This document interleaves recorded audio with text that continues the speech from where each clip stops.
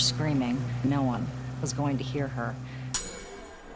Quite frankly, disgusting, the depth of perversion and the extent of criminality involved in this case. She's been kidnapped and brought here for us to train and use as a sex slave. It's just been a long time, that's all, and we miss her dearly. There are more victims out there. They didn't have to go through what I went through. There's a lot of history at the bottom of that lake, and unfortunately, it may be recent history. That toy box, it told a lot of stories. In the quiet town, a man named David was hiding a secret so dark, so horrifying, that even the most sinister minds would tremble to imagine it. He lived like any ordinary man, blending into the background, barely drawing attention. But behind the locked doors of his isolated property, David had invested a shocking amount of money, roughly $1,200 on a shipping container. Not for storage, not for safety, but for something much darker. Inside this metal box of horrors, David created his private hell. He used the container to trap young girls, luring them, capturing them, and then subjecting them to unspeakable torture. Not just physical pain, but a cruelty so twisted it seemed crafted by a demon. Screams were muffled by steel. No one could hear, no one could save them. David didn't just torture them, he experimented with fear, tormenting his victims until some couldn't take it anymore and died right there in the shadowy corners of his metal dungeon. But what David did next reveals the depth of his monstrous mind. When a girl would die, he didn't panic. He had a process, a cold, calculated system. He would slice open her abdomen, fill her hollowed body with bricks and stones, then wrap the corpse in thick rope, binding it tightly, erasing all traces of life. Then, like a ghost in the night, David would drag the body to an isolated lake remote and forgot. There, he would dump the corpse, weighed down with stones so it would never float. No one would find her. No one would even know she was gone. And because of this method, he was never caught. No suspicion, no noise, but the question that haunts us all is who? Was this David? Why did he hate women so deeply? What twisted desire drove him to inflict such pain? And how many girls had already died at his hands before anyone even knew he existed? If you're not over 18, you might want to stop watching now, because what I am about to reveal is not for the faint of heart. Let's begin today's episode. David Parker was born on November 6, 1939, in New Mexico, but from the very start, his childhood was anything but normal. He never felt the warmth of his parents' love. His father was a heavy drinker, a man driven by alcohol and anger. Without any reason, David was often beaten mercilessly. When David was just 10 years old, his parents divorced. After the separation, David, his mother, and his sister moved to live with his grandfather, but safety was far from what they found there. David's grandfather ruled with an iron fist. Any mistake, no matter how small, was met with severe punishment. Meanwhile, David's father still had visitation rights. Every time he came to see David, he brought with him something disturbing. Explicit books filled with detailed descriptions of BDSM, dark tales of pain, control, and violence. These weren't mere stories. They painted brutal images of abuse and suffering. The father forced these twisted books on young David, exposing him to a world far beyond his years. This cruel exposure left deep scars on David's fragile mind. As he grew older, David married a woman. One day, he shockingly confessed to her that he had killed a girl when he was young, taking her to the woods and murdering her. At first, she thought it was a joke, some cruel fantasy, but living with him soon proved otherwise. Slowly, terrifying signs emerged. His wife realized David's confession wasn't just a sick story. It was the dark truth. And once she understood the horror of what he had done, she fled. She left him, afraid for her life. David's wife left him, and life went on, or so it seemed. David went on to marry 4 times in total. From these marriages, he had 2 daughters. His elder daughter was named Jessie, but the younger one, her name and whereabouts remain a mystery. No one knows where she is or what became of her. After these turbulent years, David joined the army. At first, it seemed like he might quit halfway, but he stayed the course and retired honorably after years of service. In the army, David was a mechanic, a skilled craftsman who could build tools from scratch. He also learned welding, honing a set of skills that would later serve far darker purposes. By the time David turned 50, he moved to a place called Elephant Butte, This was a quiet desert area, surrounded by vast, serene wilderness. At first, it was mostly empty and Lee. A few lived there, drawn by the profound silence. But slowly, more people began to arrive, those seeking peace from their chaotic lives, including drug users looking for a place to hide away. Along with them came sex workers, adding a shadow of vice to the desolate landscape. Crime started creeping in: murders, rapes, thefts, all becoming common in the area. This wave of darkness forced David to leave Elephant Butte. He relocated to a nearby place called Truth or Consequences, just 7 miles away. Here, David found a girlfriend named Cindy. Cindy used to work in Elephant Butte, and it was there that she met David. The two quickly bonded over shared thoughts and twisted ideas. They decided to live together and moved to Truth or Consequences. They set up home inside a white mobile home, like a van converted into a living space, isolated and surrounded by tall trees, with no neighbors in sight. Once settled, David began planning the crimes he had long envisioned. Cindy, sharing his dark mindset, agreed to help him. David took the money he had saved and bought a shipping container, which he attached behind their van. Inside this container, he created a horrifying toy box, transforming it with surgical knives, saws, needles, surgical tools, chains, handcuffs, and more. They even brought electric shock devices designed to inflict pain, ropes, and an array of sex toys. This was no ordinary workshop. It was a chamber of torment, meticulously prepared for the atrocities David planned. After gathering all the tools, David and Cindy began decorating the inside walls of the container.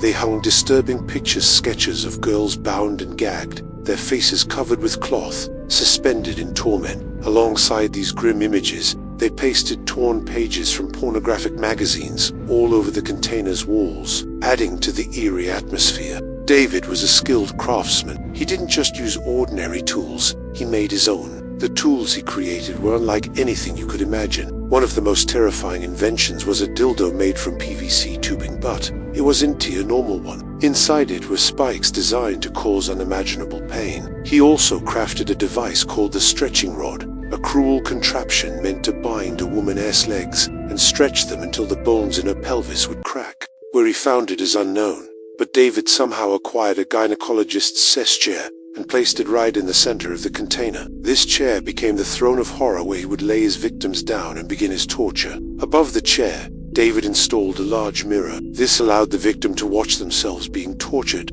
magnifying the psychological torment as much as the physical. Can you even begin to imagine the mind that conceives such cruelty? One by one, David began capturing victims. He would lure them into the container, and the torture would start. Then came the day in 1999 when David was sitting in his car parking lot. A sex worker approached him, saying, "I'll do anything you want, just give me money." David replied coldly, "I'm a police officer, and I'm arresting you." Back then, activities like prostitution were illegal there, so David used this as a pretense. He grabbed the woman and dragged her into his container. Once inside, he laid her down on the gynecologist's chair and fastened a dog collar tightly around her neck to ensure she could never escape. This woman's name was Cynthia. Cynthia was held captive for 3 long, agonizing days. During this time, she endured relentless torture each day worse than the last. Fear consumed her. She felt certain she would never survive.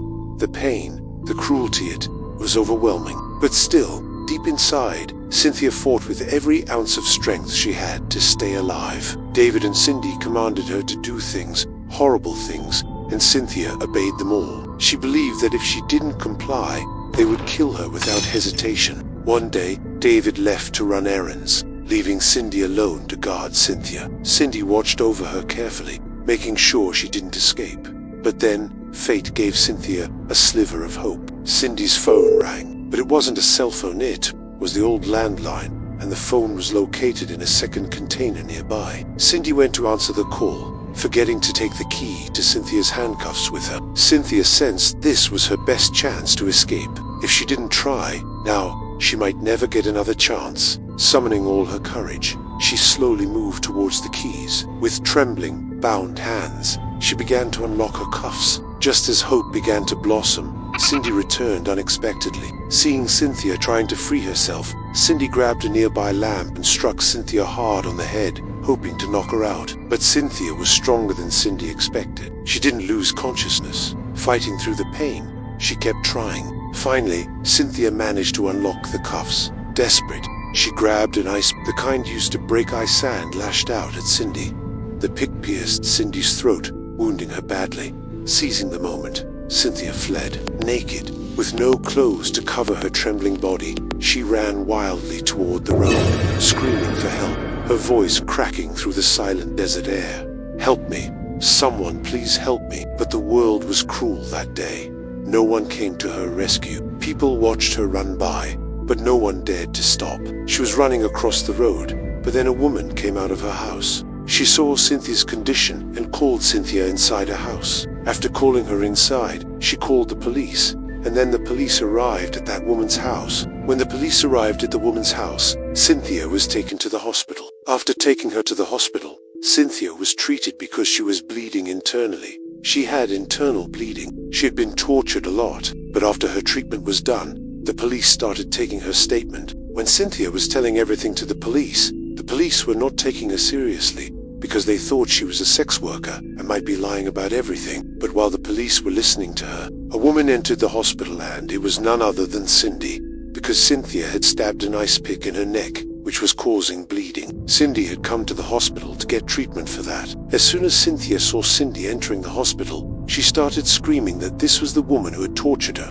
After that, the police caught Cindy and started interrogating her. During the interrogation, the police found out that they lived inside a container. The police reached that container and started searching inside, but they found nothing. However, when they reached the container behind the house, what they saw there shocked them wide open. Inside the container, there was a board hanging on which was written Satan's Den, meaning the devil's cave. There were many cameras installed, and all the cameras were focused directly on a chair, meaning whoever was tortured was recorded by all these cameras. Besides that, the police found a clipboard hanging on the wall with many dates written on it. Looking at it, the police felt that these were the victim dates, meaning the days when a victim was captured and brought there were recorded on that board. Inside the container, many photos were also hanging, all of David's victims. In one photo, a woman was hanging upside down. In another, something was stuffed inside a woman's mouth. The woman also used to scream, but her voice never went outside because the container was soundproof, prepared by him. After this, the police found many tapes there. When they played one tape, they saw David bringing a woman and tying her to that chair. After tying her, he played a tape in which David would tell the woman what he was going to do with her. Usually, the woman would be unconscious because whenever David tortured any woman, he kept her drugged. Now the police were trying to identify who those women in the tapes were, because none of those women had ever come to the police station or filed any report. So the police were wondering who these women were and how to find them. Therefore, the police handed over all the footage they had to the FBI, and the FBI had launched their own investigation after receiving a chilling photograph. A woman sitting on a sofa with a distinct tattoo on her leg. They released the photo publicly with a message.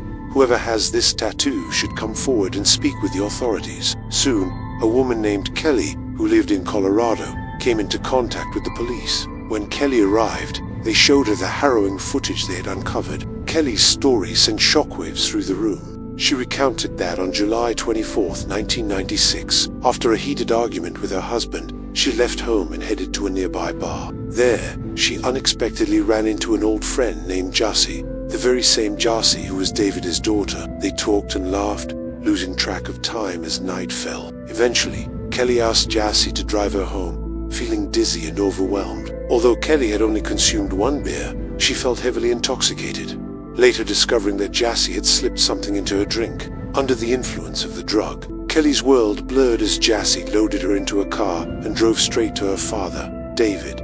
What happened next was a nightmare. David imprisoned Kelly inside a toy box, where she drifted in and out of consciousness, sedated with heavy drugs. Through a haze of fear and pain, Kelly felt unbearable torture, invasive, horrifying acts inflicted on her body. For 2 grueling days, she endured the unspeakable. After those agonizing days, David callously dumped Kelly's battered body on a desolate roadside. By sheer luck, a passerby found her and brought her home. But Kelly's ordeal didn't end there. Her husband, seeing her arrive with another man, flew into a jealous rage, refusing to believe her story. Despite Kelly's desperate pleas, he insisted on a divorce, and soon after, Kelly moved to Colorado to start over. As Kelly's story surfaced in the media, other women came forward, survivors of similar unspeakable torment at the hands of David and his accomplices. The police had finally arrested David, but the evidence was scarce. Only 3 women's testimonies and proof of torture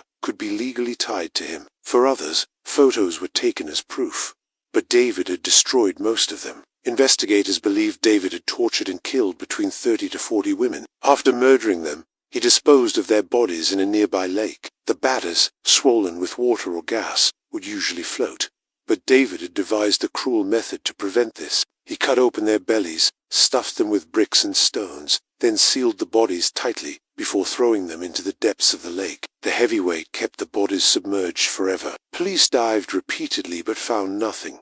The lake was too deep and dark for any trace to be recovered. In court, David faced charges for torturing just 3 women. He vehemently denied all allegations, claiming the women were sex workers paid to fabricate stories. With no concrete evidence, he escaped the death penalty and received life imprisonment instead. David's girlfriend was sentenced to 36 years, but was released after serving half her term. His daughter Josie received a mere 2.5-year sentence before release. On May 28, 2002, David died of a heart attack inside the prison walls. This chilling story reveals the depths of human cruelty and the long struggle for justice. What do you think about this horrifying tale? Share your thoughts in the comments. If you're new here, subscribe for more stories. And if you found this video compelling, please like and share.